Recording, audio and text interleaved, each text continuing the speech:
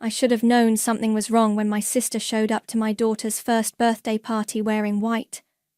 Not just any white, a flowing, ethereal dress that looked suspiciously like something you'd wear to announce a pregnancy. I just didn't expect her to actually do it right as I was about to help Lily blow out her candle. My name is Ruby, and I've spent 32 years being the responsible one. The good daughter, the one who always had her act together, while my younger sister Sarah careened from crisis to crisis, leaving our parents to clean up her messes. But that day, watching her steal my baby spotlight with practiced precision, something inside me finally snapped. "Everyone, I have amazing news!"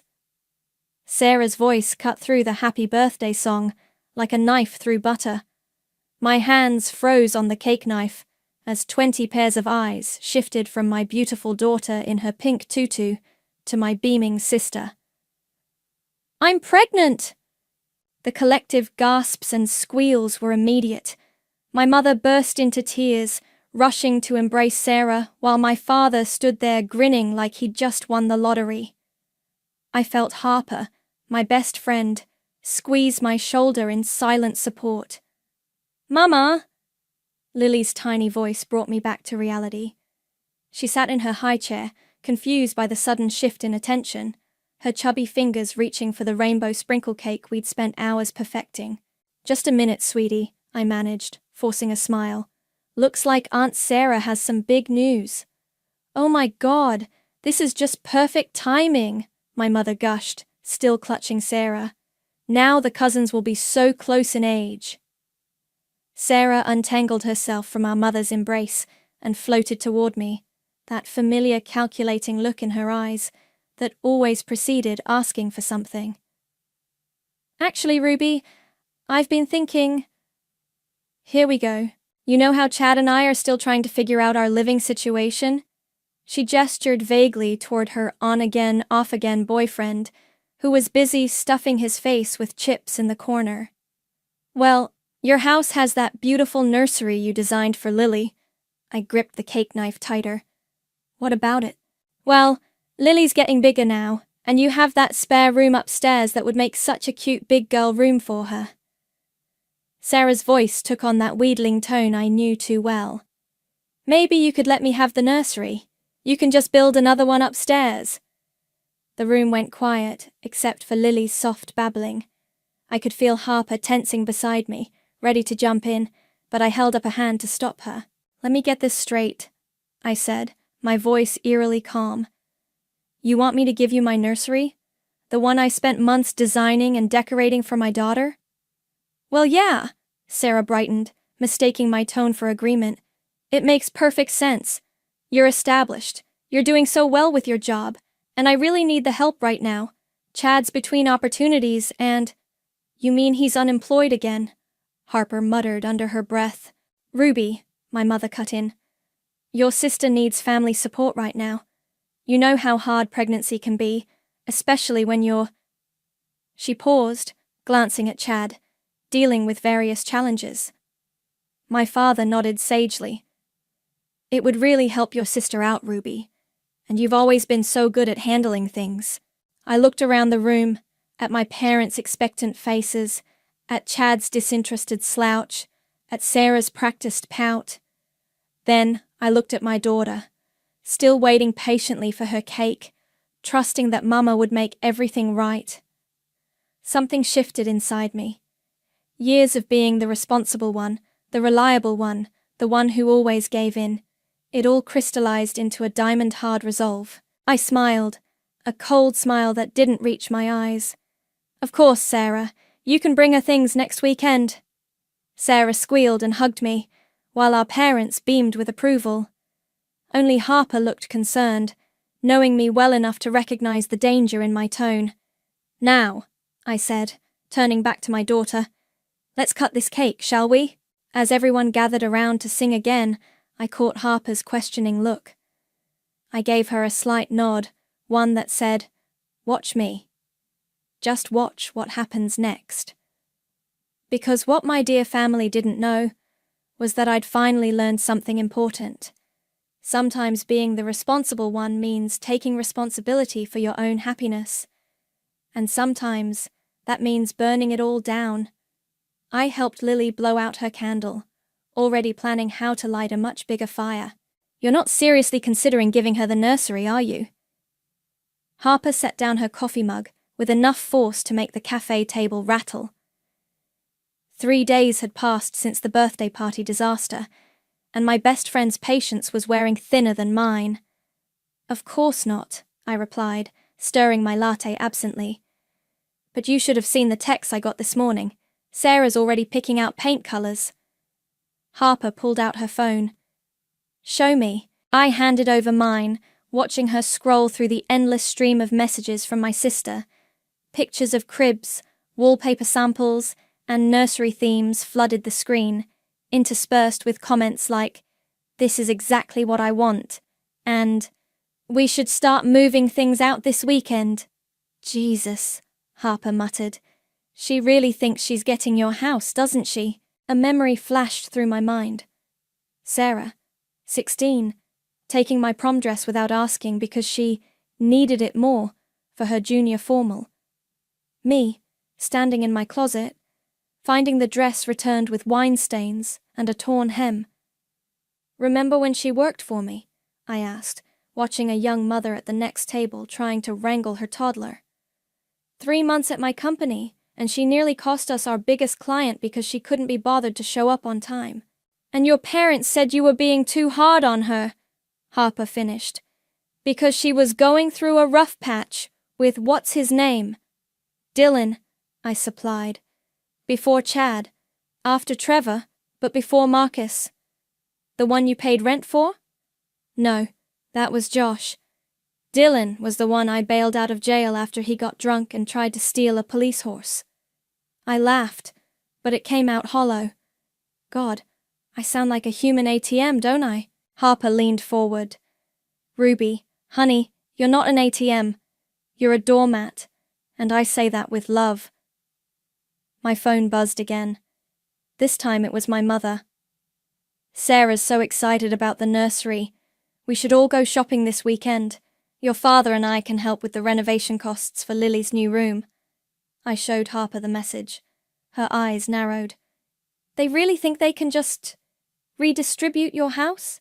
They've been redistributing my life since I was old enough to have something worth taking. The words came out sharper than I intended. When I got my first job at 16, guess who had to share her paychecks? When I got my college acceptance letters, guess who had to defer a year so Sarah could have her dream gap year in Europe? Which she quit after 3 weeks, Harper added. And who paid for the emergency flight home? I raised my hand like a student answering a question. This girl. My phone buzzed again. This time it was a real estate listing from Ivy, my agent. A beautiful 3-bedroom condo across town, newly renovated, with a view of the park. Harper peered at the screen. What's that about? I stood up, gathering my things. That's my next appointment. Want to come see what karma looks like? 20 minutes later, we stood in an empty living room flooded with natural light. Ivy, clipboard in hand, watched me run my fingers along the smooth quartz countertops in the kitchen. The sellers are motivated, she said. They'd consider a quick close if the offer's right. I walked to the smaller bedroom, already picturing Lily's toys scattered across the hardwood floors. It was smaller than her current nursery, but it had a window seat perfect for reading stories. Ruby, Harper called from the master bedroom, come look at this view.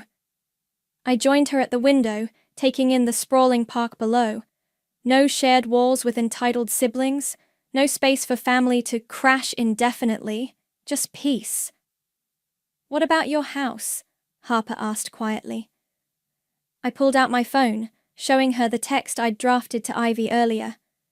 List it, price it to sell fast, and don't tell anyone in my family. Ivy appeared in the doorway, her professional mask cracking slightly to reveal a smile. Are we doing this? I thought about Sarah's white dress at the party, about my daughter's confused face when her special day was hijacked. About 32 years of being the responsible one, the reliable one, the good daughter. It's go time, I whispered, hitting send on the text. Harper wrapped an arm around my shoulders. You know they're going to lose their minds, right? I watched a young couple playing with their dog in the park below, free and happy in their own space. Maybe it's time they learned what it feels like to lose something they thought they were entitled to. Shall I draw up the paperwork? Ivy asked. I nodded, feeling lighter than I had in years. Make it ironclad. No family discounts this time. The nursery looked different in the harsh light of my phone's camera. Each click captured another piece of evidence, proof that this room had been lovingly created for Lily, not commandeered as a gift for Sarah. Ivy had suggested documenting everything before the sale listing went live. And this is where the changing table used to be, I narrated quietly, panning across the mint green wall with its hand-painted butterflies, before I moved it to make room for the free sign I'm about to put on it. A soft knock at the door made me jump. Ruby? Honey? Are you home? My mother's voice. Of course. I quickly shut off the camera and shoved my phone in my pocket. Coming! I opened the front door to find both my parents standing there, matching concerned expressions on their faces. My father held a takeout bag from my favourite Thai place, their standard peace offering. We brought lunch, my mother said, already pushing past me into the house, and we wanted to talk about Sarah's nursery. I bit back a correction. Not Sarah's nursery, never Sarah's nursery. Instead, I smiled. Perfect timing. I was just organising things upstairs. They followed me to the kitchen, where my mother immediately began unpacking containers of pad thai and green curry. My father settled into his usual chair, the one that would be gone in less than a week. So, my mother started, sliding a container toward me. Sarah's been showing me some lovely ideas for the room. She's thinking of a woodland theme, very gender-neutral, since they don't know what they're having yet. I stabbed a piece of chicken with my fork. That sounds nice. We know this is a big change, my father added, but your mother and I have been talking. We'd like to help with the renovation costs for Lily's new room. Make it really special for her. That's so generous, I said, the words tasting like ash in my mouth. But actually, I've been thinking about Sarah's situation. My mother perked up. Oh? You're right. She needs support right now. And this house, well, it has so much space. Too much space, really, for just Lily and me. I watched their faces light up with approval and felt a twisted satisfaction. I've decided to make some changes to help accommodate everyone. Oh, Ruby! My mother reached across the table to squeeze my hand. I knew you'd understand. You've always been so practical. A thump from upstairs made us all look up. Lily, waking from her nap. I'll get her, I said quickly, but my mother was already standing. Let me. I want to see my grandbaby. I listened to her footsteps on the stairs, counting the seconds until she'd reached the nursery. The nursery where half the furniture was already gone, carefully documented and stored in a rental unit across town. The realtor thinks it'll sell within days, I whispered to myself. What was that, honey? My father asked. Nothing. Just thinking out loud about paint samples. My mother's voice drifted down from upstairs. Ruby, where's the rocking chair? Oh, I moved it, I called back, making space for Sarah's things. I heard Lily's happy babbling as my mother brought her downstairs. My daughter took one look at me and announced, Bye-bye house? My heart stopped. What does she mean, bye-bye house? My mother asked, settling Lily into her high chair. I forced a laugh. Oh, you know toddlers. She's been saying that to everything lately. Bye-bye spoon, bye-bye cup. It's her new favorite phrase. My father chuckled, but my mother's eyes narrowed slightly. I busied myself wiping invisible crumbs from the counter. When did you say Sarah could start moving things in? She asked. Next weekend, I replied smoothly. I thought we could make a day of it. Get everyone to help. That's wonderful. My mother's suspicion evaporated. I'll call Sarah right now. She'll be so excited. As she stepped into the living room to make the call, my father leaned in close. You're doing the right thing, Ruby. Family has to stick together. I nodded, thinking of the offer Ivy had texted me this morning. 30,000 over asking price, cash buyers, willing to close in 10 days. My phone buzzed in my pocket. Ivy again. Offer accepted? I glanced at my parents, my mother gushing into her phone, my father contentedly eating his lunch, both so certain of their right to redistribute my life. Both so sure I would never say no. Take it, I typed back. Lily caught my eye from her high chair and grinned. Bye-bye, house, she said again, waving her little hand. I smiled back, my heart racing with equal parts guilt and liberation. That's right, baby girl, I whispered. Bye-bye, house, and bye-bye to a whole lot more. You're evil, Harper laughed, slapping another Sarah's Things label on an empty box. Pure evil. I love it. We'd spent the afternoon filling boxes with old newspapers, making them look convincingly heavy. Each one was carefully labelled: Sarah's books, Sarah's winter clothes, Sarah's kitchen stuff. The moving company would be here tomorrow to take my actual belongings to the new condo, but these decoy boxes would stay, completing the illusion that I was making space for my sister. The best part, I said, taping up another box. Sarah texted asking if she could store some things here early. I told her there was plenty of room. Does she have any actual things to store? Nope. But she'll show up with Chad's gaming console and 3 trash bags of laundry, just like last time. Harper snorted. How many times has she temporarily moved in with you? 4. I checked my phone. No, 5. I forgot about the time she got kicked out of that yoga instructor's apartment. The one she was dating while still living with Marcus? That's the one. Lily toddled past us, dragging her favourite stuffed elephant. Bye-bye, house, she called out cheerfully. Harper and I froze. Ruby? My mother's voice came from the front door. Ruby, are you home? Quick, I hissed, shoving the empty boxes behind the couch. Act natural. My mother appeared in the doorway, just as Harper sprawled dramatically across the floor, pretending to play with Lily. Oh, look who's here, my mother cooed at Lily, who immediately ran to her grandmother. And Harper, too. Are you helping Ruby organize? You know me, Harper replied smoothly. Always happy to help with family stuff. My mother's eyes swept the room, taking in the stack of labeled boxes. Oh, good.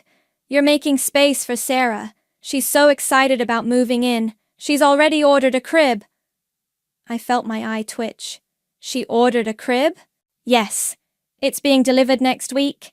I hope that's okay. She used your address since she's staying with Chad right now, and his place is... She wrinkled her nose. Not exactly delivery-friendly. Perfect, I said through gritted teeth. Just perfect. Bye-bye, house, Lily announced again. My mother frowned. She's still saying that. Ruby, do you think she's picking up on some anxiety about the changes?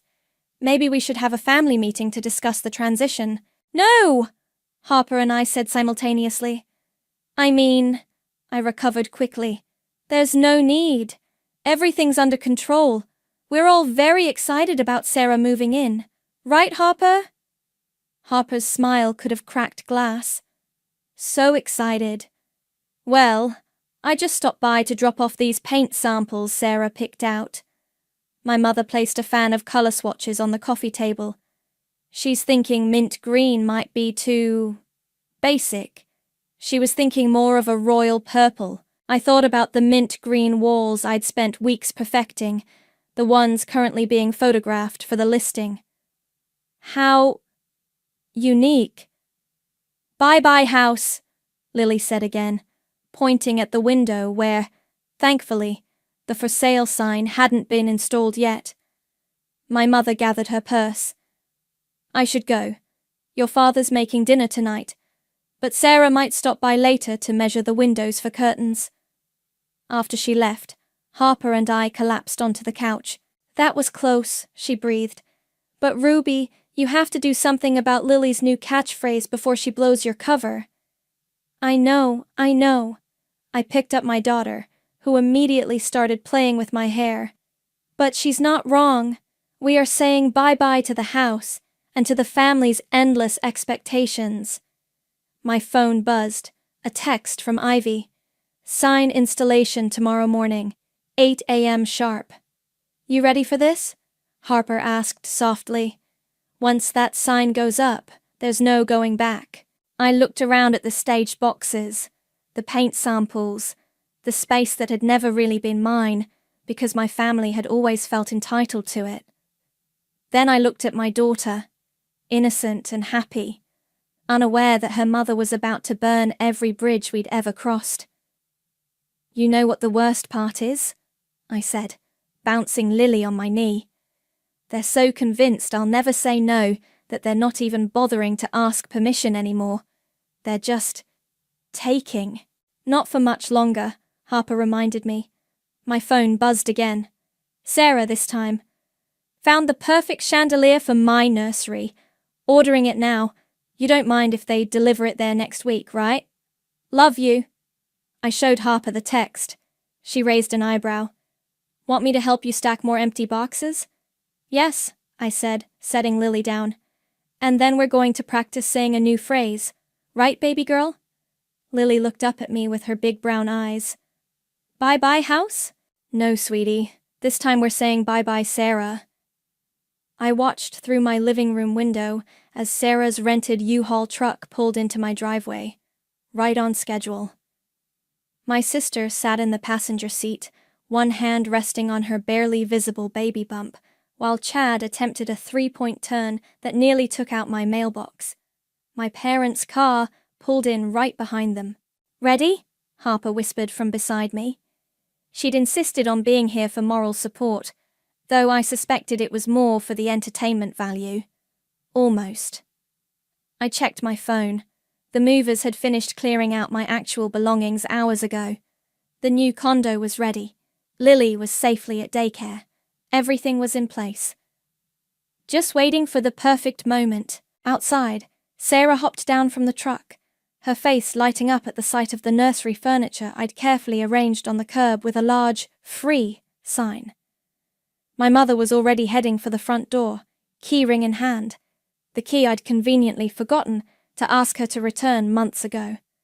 The doorbell rang. Places, I muttered to Harper, who retreated to the kitchen with her phone ready to record. I opened the door to find my entire family on the porch, beaming like they'd just won a prize.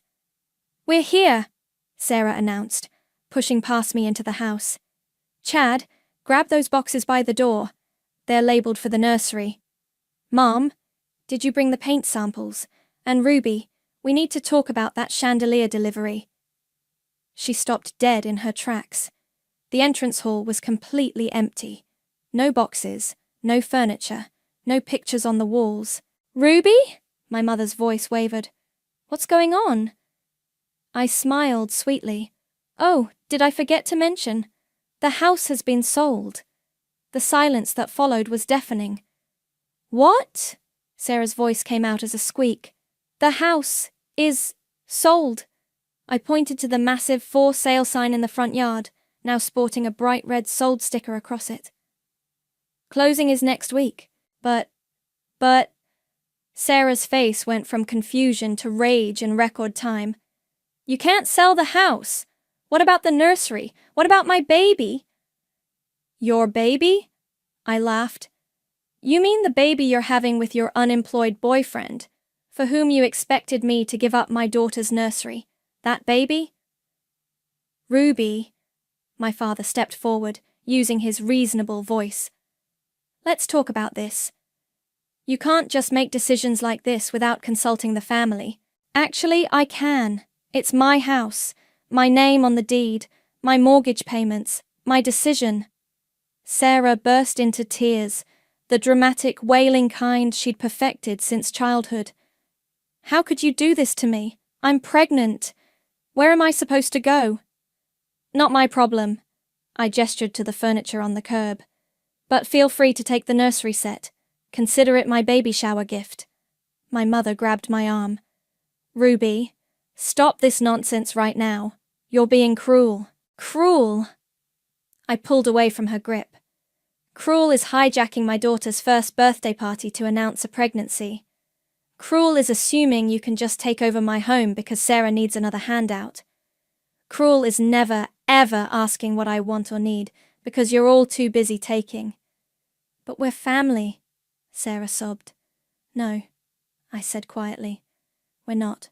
We're just people who share DNA and a long history of me giving while you take. Chad, who had been silent until now, finally spoke up. So we drove this U-Haul out here for nothing. Not nothing, Harper called from the kitchen doorway, phone still recording. There's some lovely free furniture on the curb. Better hurry though, I posted it on Facebook Marketplace an hour ago.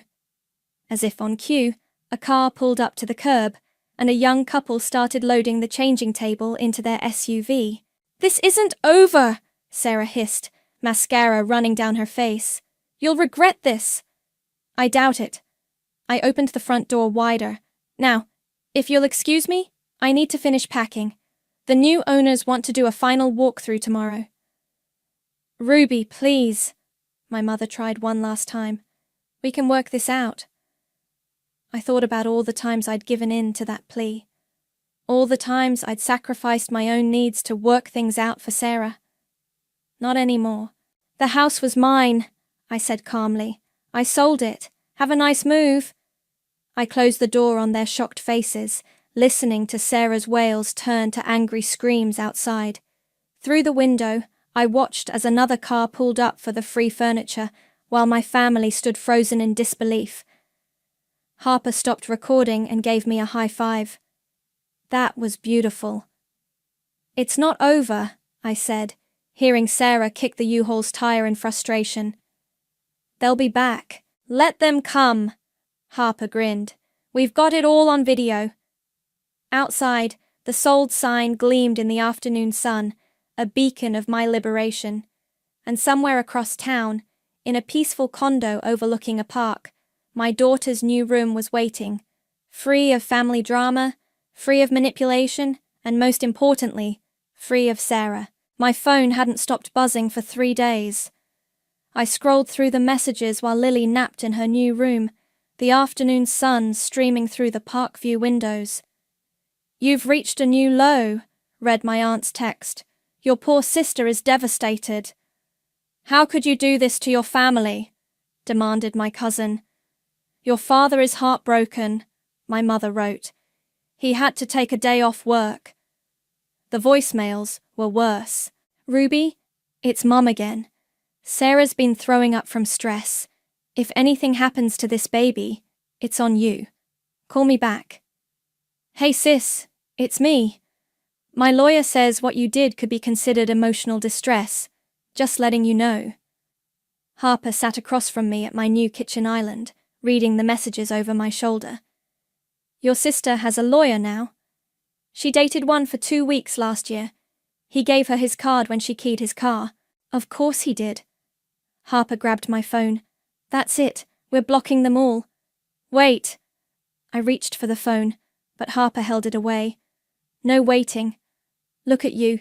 You haven't slept properly since the move. You jump every time your phone buzzes. This isn't healthy. She was right. I'd spent 3 nights lying awake, replaying the looks on their faces when they saw the sold sign. The way Sarah's voice cracked when she realized I wasn't joking. My father's disappointed headshake. I swallowed hard. Part of me still wants them to understand, to finally see things from my perspective. They won't, Harper said gently. They've had 32 years to see your perspective. They're not going to start now. My phone buzzed again, This time it was Sarah posting on Facebook. Some people think money and success give them the right to destroy families. Karma will come for those who hurt pregnant women. Sure toxic, betrayed, sure family trauma. The comments flooded in immediately. Stay strong, girl. Some sisters are just jealous of new babies. Can't believe anyone would do this to their pregnant sister. Harper made a disgusted noise. Oh, that's rich coming from the woman who announced her pregnancy at her niece's first birthday party. A knock at the door made us both jump. Through the peephole, I saw Chad shifting awkwardly in the hallway. Should I call security? Harper whispered. I shook my head and opened the door. What do you want, Chad? He looked worse than usual, unshaven, wearing a wrinkled t-shirt with what looked like yesterday's pizza stains. She's staying at my place and losing her mind. You broke her, Ruby. I broke her? I laughed incredulously. She tried to take my house. Look, I get it wasn't cool how she asked, but... Asked? I cut him off. She didn't ask. She announced it at my daughter's birthday party and expected me to just hand over my home, just like she's expected me to hand over everything else her entire life. Chad ran a hand through his greasy hair. She's pregnant, man, with my kid. We need help. Then help her yourself. Get a job. Be an actual partner instead of another problem for her to dump on me. You don't understand. No, you don't understand. I stepped into the hallway, closing the door so Lily wouldn't wake up. For years, I've watched Sarah bounce between guys like you, men who think their problems are everyone else's responsibility. And every time she crashes and burns, guess who has to clean up the mess? Not anymore. She's your sister, and I'm done being her safety net. I pulled out my phone, showing him Sarah's Facebook post. Tell her if she wants to talk about karma, she should remember every rent check I covered, every crisis I solved, every time I put her first. Then she can talk about karma. Chad's face hardened. Sarah's right. You're just jealous because she's having a baby and you're alone. I laughed so hard I had to lean against the wall. I have a beautiful daughter, a successful career, and now, a peaceful home where no one can guilt me into fixing their lives. Trust me, I'm not jealous. He opened his mouth to argue, but Harper appeared in the doorway. I believe my friend asked you to leave. After he skulked away, Harper handed me back my phone. Ready to block them now? I looked at the screen. 3 more missed calls from my mother, 2 texts from Sarah, and a group chat message from my father asking the extended family to pray for Ruby's heart to soften. Do it, I said. Block them all. As Harper systematically blocked every family contact, I felt a weight lift from my shoulders. Through the window, I could see the park where I'd take Lily to play later. No drama, no guilt, no manipulation. There, Harper announced, handing back my phone. Now it's just you, me, and that bottle of wine I brought to celebrate your freedom. From the bedroom, I heard Lily stirring from her nap. Make that you, me, Lily, and wine. Perfect combination, Harper smiled. The only family you need. I can't believe I let you talk me into this, I muttered to Harper as we sat in the neutral territory of her apartment, waiting for Sarah to arrive. 2 weeks had passed since the moving day showdown, and my sister had finally agreed to meet, but only with Harper mediating. She needs to hear it, Harper said, arranging coffee cups on the table. And you need to say it. All of it. The doorbell rang exactly on time. A first for Sarah, who'd never been punctual in her life. When Harper opened the door, my sister walked in, looking like she'd dressed for a funeral. Black maternity dress, dark circles under her eyes, one hand protectively over her barely showing stomach. Ruby. Her voice was cold. Sarah. Mine was colder. Harper gestured to the couch. Let's all sit down. Coffee? Tea? I can't have caffeine, Sarah sniffed. Because of the baby. Not that some people care about that. Water it is, Harper said cheerfully, though I caught her eye roll. We sat in awkward silence until Harper cleared her throat. Sarah, you wanted to talk. So talk. Sarah's lower lip trembled. I just want to understand how you could be so evil. Taking away my baby's future home? Your baby's future home? I interrupted. You mean my house? The one I bought? The one I've been paying for? We're family! Sarah's voice rose. Family helps each other. Like you helped me when Lily was born? I leaned forward. Oh, wait, you didn't. You were too busy backpacking through Thailand with… what's his name? That's not fair. I was finding myself. While I was changing diapers and working 60-hour weeks. Alone. Sarah's face crumpled. I'm trying to do better now. I want to be a good mum, like you. I thought you'd help me. By giving you my house? By sharing! By being a sister! Tears spilled down her cheeks. But you're just selfish and bitter and… Selfish! I stood up so fast my coffee cup rattled. Let's talk about selfish, Sarah. Let's talk about the time you maxed out my credit card buying festival tickets. Or when you borrowed my car and got 3 parking tickets you never paid. Or how about when you got fired from the job I got you, because you were too hungover to show up? I was going through things. You're always going through things, and I'm always expected to fix them. I was shouting now, years of suppressed rage finally breaking free. Do you know what it's like to be the responsible one? To watch your sister wreck everything she touches while everyone expects you to clean up the mess? That's not… When was the last time you asked about my life? About Lily? When was the last time you showed up for anyone but yourself? Sarah stood too, mascara running down her face. You think you're so perfect. Miss Independent with her perfect job and perfect house and perfect life? Well, guess what? Some of us struggle. Some of us need help. Help is one thing. Entitlement is another. I took a deep breath. I finally realized something, Sarah. None of you ever loved me unconditionally. You only loved what I could give. The room went silent, except for Sarah's ragged breathing. That's not true, she whispered. No? Then name one time, just one, when you put my needs before yours. Sarah opened her mouth, then closed it. Her hand drifted to her stomach again, a gesture that once would have made me cave, would have sent me rushing to fix everything. Not anymore. I have something now that I own completely, I said quietly. Peace, and I won't let you take that too. So that's it? Sarah's voice cracked. You're just done with me? With all of us? I'm done being the family ATM. I'm done being the responsible one who has to sacrifice everything. I'm done watching you take and take and take.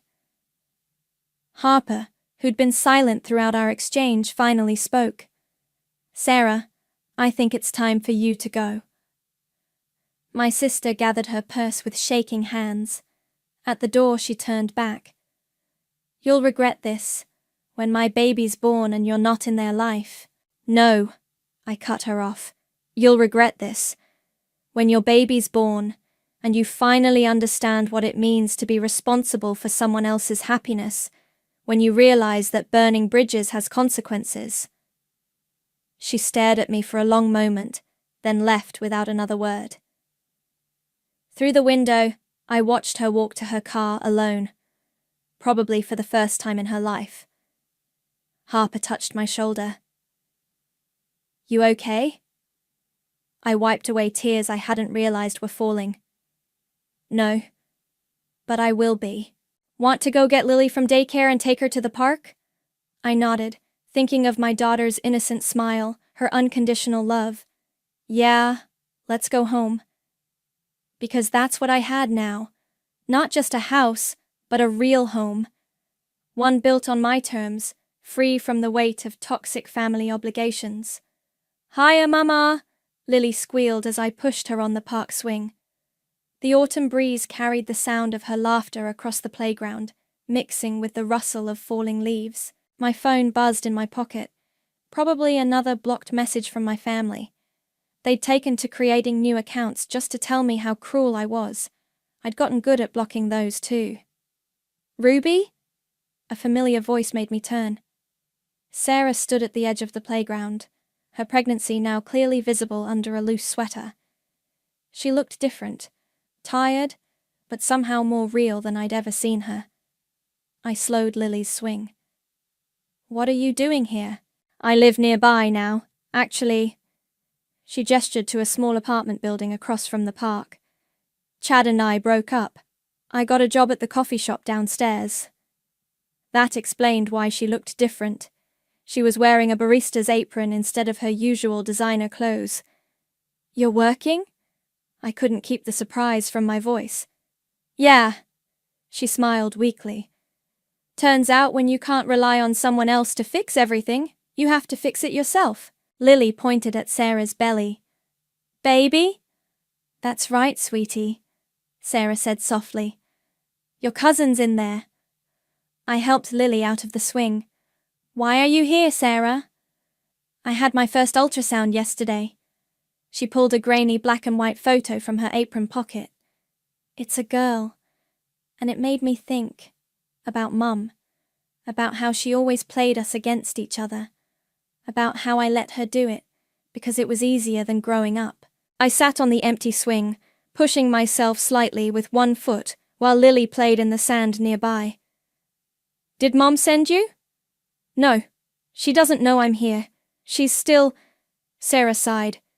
"She's still Mom, but I'm trying not to be, well, me." "What does that mean?" "It means I'm sorry." The words came out in a rush. "Not just for the house thing, for everything. For being the hurricane that blew through your life expecting you to rebuild everything I destroyed." I studied her face, looking for the manipulation I'd grown so used to seeing.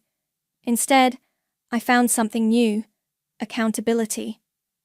"The thing is," she continued, "when Chad left and Mum started talking about me moving back home, I realized I was about to do to my daughter what Mom did to us, make her part of this cycle of dependency, of never growing up.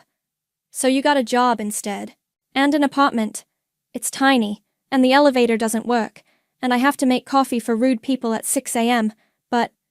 She straightened her apron. "It's mine. I did it myself." Lily ran over with a handful of sand, proudly showing it to both of us before letting it slip through her fingers. "I'm not asking for anything," Sarah said quickly. I want my daughter to know her cousin, to know what strength looks like. Because that's what you are, Ruby. Strong. Not cruel like Mom says. Strong." I watched Lily playing, thinking about all the times I'd wished for this, for Sarah to finally see me. Really see me. "There's a coffee shop near my condo too," I said finally. "Are they treating you better at yours?" Sarah laughed. A real laugh, not her usual practiced giggle. "The tips are decent, and my manager says I'm getting better at not burning the lattes. Lily and I usually get hot chocolate there on Sunday mornings, around 9. She caught her breath. "Yeah?" "Yeah. And sometimes we feed the ducks after, when we're not too busy." "I'd like that." She wiped her eyes. God, these pregnancy hormones are killer. "Tell me about it." "I cried at a paper towel commercial when I was pregnant with Lily." We shared a smile, small, tentative but real. "I should get back to work," Sarah said, adjusting her apron. "But... Sunday?" I nodded. "Sunday." As she walked away, Lily waved. "Bye-bye, baby." "You know what, sweetie?" I scooped her up, breathing in her baby shampoo smell. "I think we just said hello instead." That evening, as I tucked Lily into bed in our cozy condo, I thought about karma. Everyone had expected it to look like revenge, like my family getting what they deserved. Instead, it looked like Sarah in an apron, learning to stand on her own. Like me, learning to set boundaries without burning every bridge. Sometimes karma isn't about monsters getting punished. Sometimes it's about people finally facing themselves in the mirror. I kissed Lily's forehead and whispered, "Sweet dreams, baby girl." Because that's what I'd really bought when I sold that house. Not just peace, but the chance for a new story. One where strength didn't mean carrying everyone else's burdens, and family didn't mean sacrificing yourself. One where bye-bye house meant hello to something better.